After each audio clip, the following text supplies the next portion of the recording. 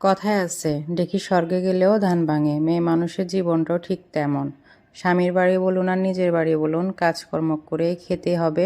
একমাত্র বাপের বাড়ি ছাড়া, বাপের বাড়িতে গেলে দেখবেন দুনিয়ার আলসে ধরে থাকে, কোনো কাজকর্ম করতে মন চায় না। তো কালকে খালাকে বলেছিলাম যে 8:30টার দিকে আসতে, খালা এসে বসে আছে 7:30টার দিকে।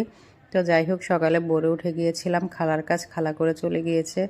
তো খালার কাজ খালা করে গেলেও তো মেয়ে মানুষের অনেক কাজ থাকে সংসারের, টুকিটাকি। নিজের সংসার নিজের হাতে কাজ না করলেও শান্তি লাগবে না দেখবেন।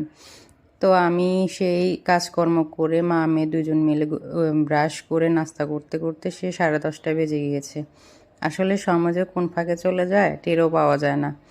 সময় কারোর জন্য অপেক্ষা করে না, এটাই বাস্তব। সকালে ভোরে উঠেন আর দেরি করে উঠেন, দেরি করে উঠলে তো উঠলেনই, যে দেরি করে উঠছেন এটা একটা উছিলা। আসলে সকালে উঠলেও কাজকর্ম করতে করতে সময় কোন ফাঁক দিয়ে চলে যায় বলা যায় না।